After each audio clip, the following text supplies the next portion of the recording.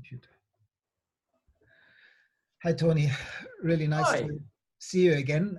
We've been having these wonderful conversations with Bill Reed and Ben Haggard and Bill Sharp lately. Yeah, that's been really stimulating and interesting sort of alchemy of ideas coming together. For me, it's been great to see the H3 Uni tribe and the IFF tribe join with the Regenesis tribe, because I've always felt that they've been somewhat drinking from similar fountains, and there's a lot of overlap, as we're discovering in the conversations. But the focus of this call and also this recording is that I would love to learn more and also share with people listening the structure and the content of the course on facilitating transformational journeys that you've been putting together within H3 Uni. And it just looks wonderful, and it starts on May 20th. And could you just talk me through the 7 sessions of this course a little bit? Yes, I'm very happy to. But before I do that, I'd just like to set the scene a little bit. As you know, and hopefully at least some of your readers will know, that H3 Uni has set up an online resource library in which a number of methods of facilitation and co-creative cooperation are codified so that they become tools that people can use for new kinds of meeting, that are acknowledging at the very start that this is a voyage into the unknown, and we have to create our future as much as monitor what's going on and respond to it. So the difficulty with such a resource library is, of course, it's unidimensional, and particularly with the legacy of analytical thinking that's throughout society, there's always a danger of there being a tool trap, that we think if we've got the tool, we've got the skill to use it. So what I'm setting out to do in this course is to share some of the more subtle and less easy aspects of getting the best out of the methods. And to keep that simple, if you can think of it as, excuse me, 3 overlapping circles. One circle is the existential, by which I mean the challenges that we have, the global problematique, whether we're focused on climate change or bio recovery or urban development, whatever it is, it's all part of the big system of planet Earth. And so even very local initiatives have to take account of the whole. And we certainly had that rubbed in more than our faces through the COVID-19 pandemic. The second circle is the methodology itself. And here the important thing is that the methods that have got us to here through, in a sense, non-systemic conceptual and practical tools are unsuitable for getting us into this new world of synergy and interconnectedness. So the toolkit we've assembled, and it's going to be growing over the years as well, is all directed towards connected patterns and repatterning things. You'll have to just excuse me a moment. It is 3:40. The third circle is the personal, which is basically the idea that if we're going to help transform the world, we have to also and immediately transform ourselves. And that gets us into the interesting area of spiritual development, whichever form we're taken up with in that if we ourselves can't observe ourselves, change our way of even belief systems, then we're going to kid ourselves about the transformation effect. So the transformation effect, in our view, comes together when these 3 circles coincide and then an interesting kind of chemistry or alchemy takes place. So I hope to give a flavor of that in the course. So the next step into the course itself is just simply looking at this way, that on the one hand, we live on planet Earth with the biosphere and all the other living and material complications. And on the other hand, we live in a human world, and historically these two are separate, disjunct, and particularly the one exploiting the other, the humans as parasites rather than as members of the living system. And to bring these together, we need some kind of a bridge. So the idea of the course is that it's built around 5 arches or steps in this bridge. The first one is understanding the world, the planet, where we are. And this is based on a tool that I now call the World Mandala. It used to be called the World System Model, and it still is in a sense, but I want to bring out with the word mandala that it's much more about directing our inner attention to things rather than doing systems thinking in the more linear, deterministic way. It's looking for patterns of connection that are important. And we've seen a lot of these come out inadvertently for us in the pandemic. So if you've got a project, you need to look at it in the context of the world. This helps you to do that. Having done that, you're then faced with a considerable complexity, more than we're used to normally handling. So you need a tool for that. And this is where the idea of what we call hexagon clustering comes in. The idea of the hexagon is it's a 6-sided object. And normally when we work with ideas, we list them and they have no connections. Or we draw a few balloons and a few lines and call it a system. The beauty of the hexagon is it's multivalent. You can have up to 6 connections of any idea or piece of information with any other. Of course, some people will say, well, why only 6? And the answer is, if somebody can show me a tile that will tessellate with more than 6 connections, I'd be very interested, but that's the geometry of the universe that we have. Also, since we normally work in checklists which have no valency at all, this is a huge step forward. Now, when we've got clustered information, it's qualitative. It's not arrived at by big data type methodology. It's arrived at by conscious perception. We can then say, okay, how do we want to get through to a decent future through this complexity? And that leads us into the next tool, which is the 3 horizons. And that's probably the one that's most familiar to people who've been into H3 Uni. And in fact, it's where we derive our name, University of the Third Horizon. And in the 3 horizons, of course, we look at the degrading world as horizon 1, the one that we sort of run away with us. We develop a value vision of the future that we aspire to or desire, which is horizon 3.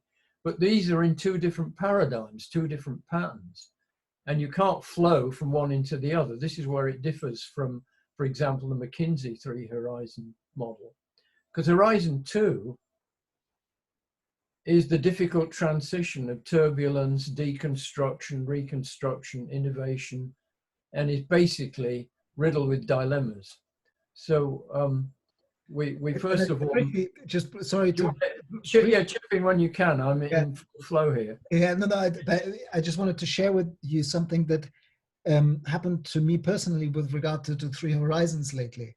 Is that I've suddenly seen that the framing of the first and the 3rd horizon is very similar to Joanna Macy's wonderful framing of having to hospice the old system out of existence and midwife the new system into existence. And that's the great transition in between, which is the second horizon. And for me, it was just powerful to put those, like the deep ecology work that reconnects lens, because what you were just starting with is to saying those two systems, the human system and the biospheric system, have never been separate. But the big journey is to heal the unbroken whole. And that's where it actually maps perfectly on the work that reconnects.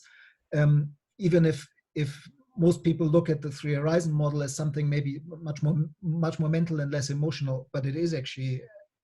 No, it's hugely emotional in practice, if applied.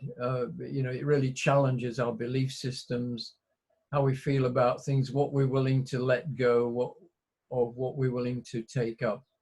The only qualifier I'd put on your observation is that I think it's as well as the hospice bit for Horizon 1, there is the evolutionary component of what is it about the last, I don't know, whether you call it 300 or even 2,000 years, that we've developed as humanity on the planet that is necessary, worth keeping, but it needs refurbishing, repositioning, and playing a different role.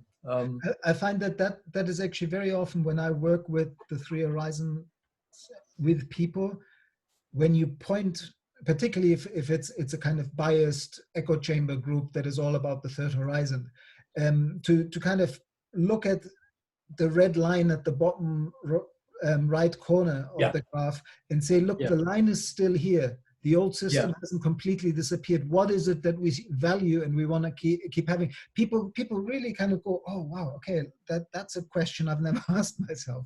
And it's a vital question, because otherwise we throw out the baby with the bathwater, which we always do in the paradigm shift type framing.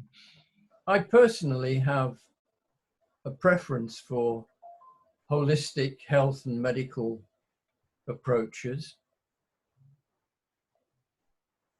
but I'm not at all sure I just want to get rid of vaccination with its very sophisticated molecular bioscience. You know, there's a place for everything which is sort of helpful and non-violent. I think the main contamination of Horizon 1 is the negative emotions. I think I've just been recently reading the sermons of Bodhidharma, the fifth patriarch of Zen, and he says that the problem with becoming enlightened is the three poisons. I think they're fear, greed, and delusion. So transiting across from the first to the third horizon has some challenging factors, which is why I call this course Facilitating Transformative Journeys. So I'll say a little bit more about that to wrap up. But having got that polarity between H1 and H3, we have to live in the real world with real people and real interests. And how do we bring people along? We can't have an idealistic future, you know, that only 3 people espouse when there are approaching 10 billion on the planet. So there has to be an inclusivity, and that gets us into the world of dilemmas and how to move from an either-or conflict into a both-and, but with both transforming. So, you know, to put it very crudely, in dilemma navigation, the good guys have to give up something as well as the bad guys to arrive at the generative third factor. And I think that's what your regenerative cultures is about, that the key of the dilemma resolution journey is following the trail of questions. Yes, there are answers along the way, but they're only way stations. The situation will change again and again, and we have to learn a whole new level of flexible intelligence. And what that does also is that when you try to share questions with somebody, it's less polarizing than if you try to hammer out what the right solution or answer is. Like I constantly feel that, particularly now where so many people are online and there's so many ideas of what's going on and throwing around, and some of it is conspiracy theory and quite a bit of mind pollution, and they're like bits of truth mixed up with lots of fluff, and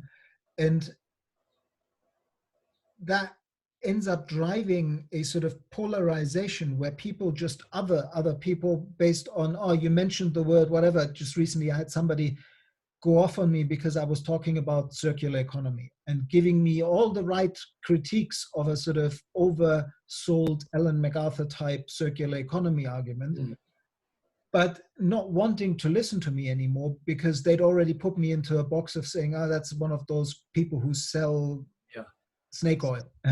Instead of saying, no, there's a nuanced dilemma to navigate, that we need an industrial system at an industrial scale for some things that we would like to have in society. And yes, we don't need it at these massive European circular economy scale. We need it more regionalized, more localized, but we have to have a conversation around these questions in order to move forward together rather than stand still and just argue. So, sorry. Yeah. Well, no, that's a very good point, because that experience is why what I call the third circle of personal development is so critical. That if, you know, our education is very much based on I'm right, you're wrong. Or if there's a question, there's a right answer and there's an expert who knows it. Mm.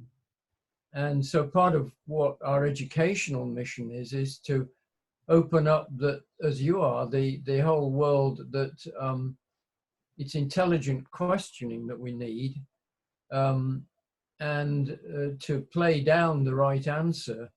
I think one of my teachers put it as a journey of progressive approximation, using a kind of mathematical metaphor.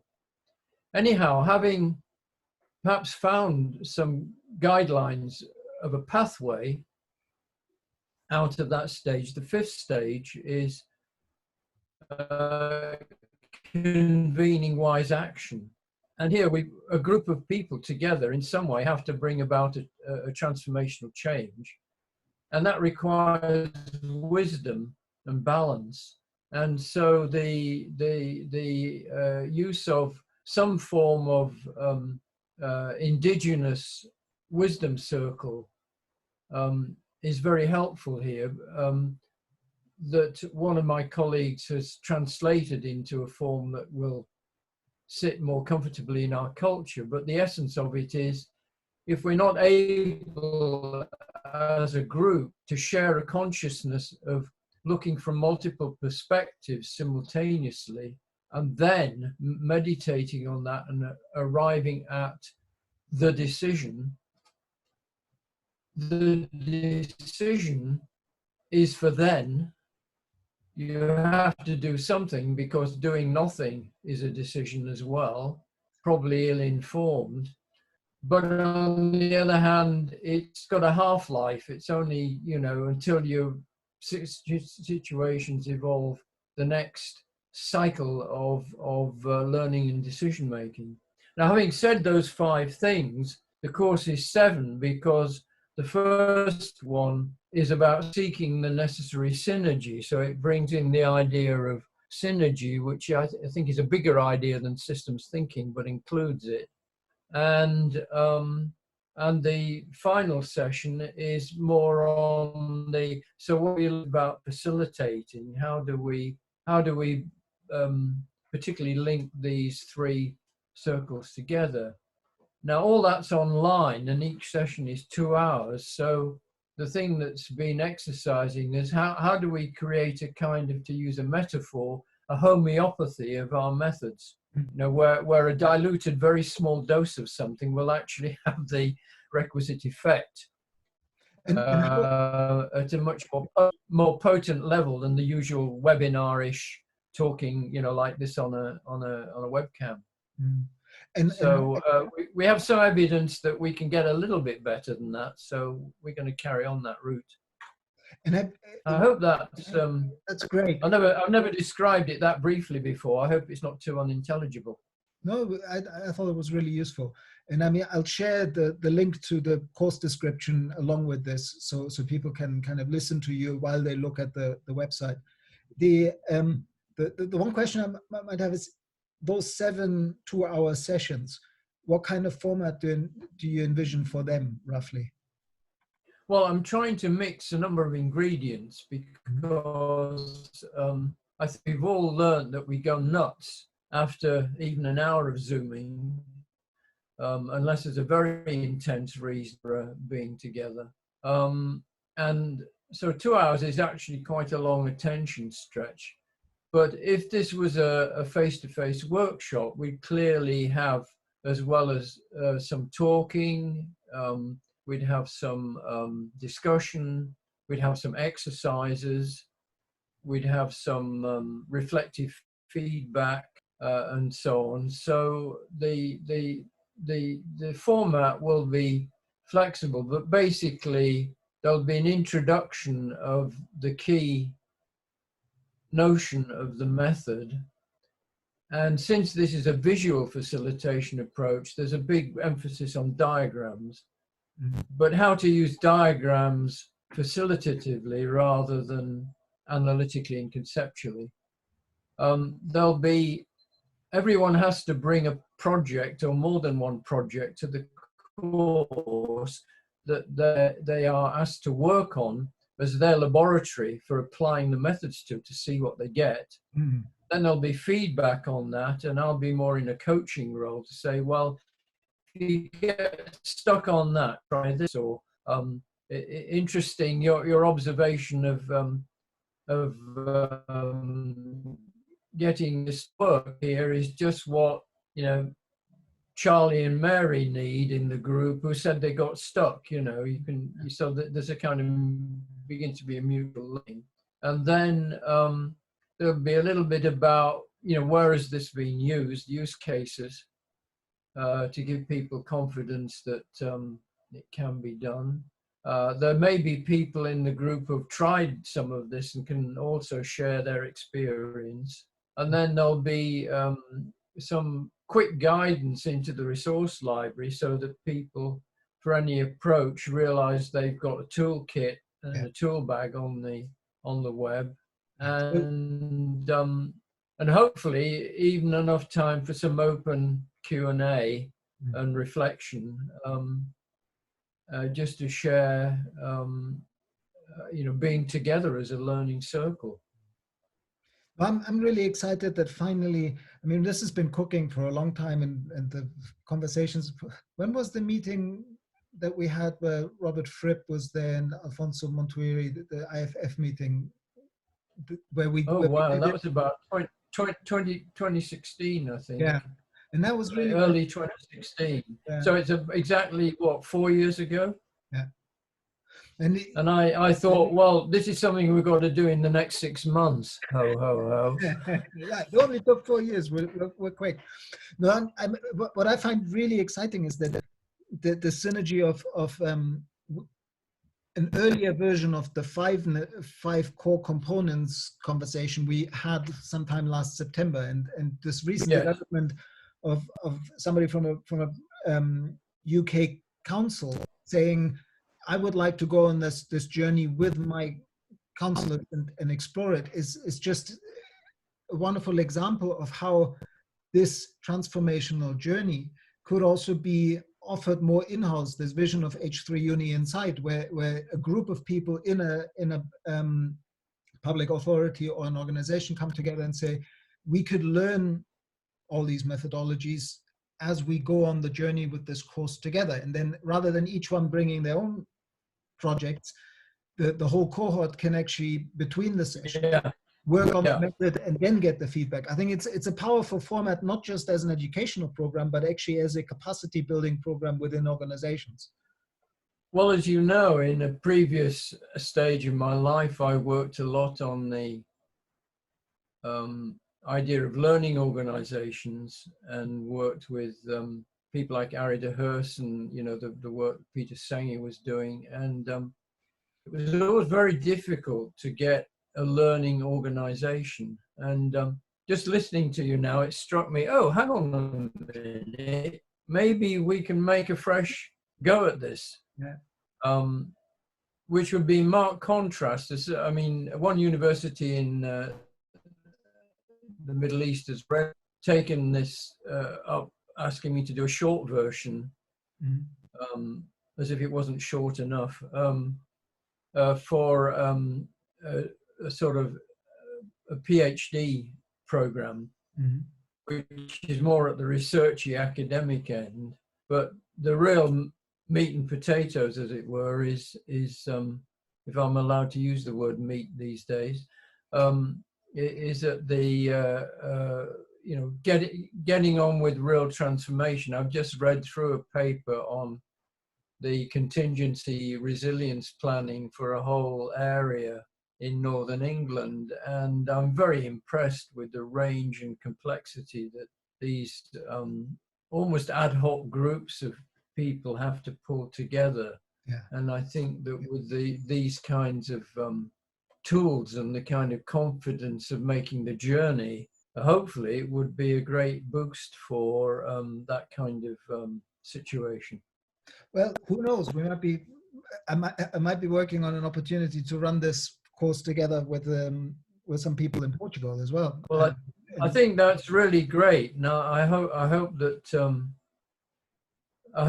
we may have reached a point with this work that it's got sufficient sort of self-generating integrity that we can truly share it, and share it in a way where whoever sort of partners into it is also bringing their own learning, their own contribution, and the whole thing sort of begins to spread, let's call it the regenerative effect, shall we, Daniel? The yogurt culture. Yeah, exactly. Just supposing it takes. Exactly. Wonderful. I think we should keep this recording relatively short and sweet. So sure. Watch it. This is. I'll stop now. But thanks so much for taking the time to introduce the course, and I'm looking forward to in on it. You give the landing page reference where they can see the 7 steps and tap into some more, you know, the kind of background that I've been laying out. So anyhow, thank you, Daniel. I feel much clearer about my own course now. It's a very good exercise to also put on the spot. One thing that should be highlighted is that because it actually is a course, as you started off with, that is taking you through a set of tools that are already freely shared on the H3 Uni resource library. It actually is a blended learning course in the sense that you don't only get the 7 sessions, you also get a huge amount of rich material that will make a lot more sense to you with the 7 sessions. So yeah, I'm looking forward to it. So I'm just going to stop the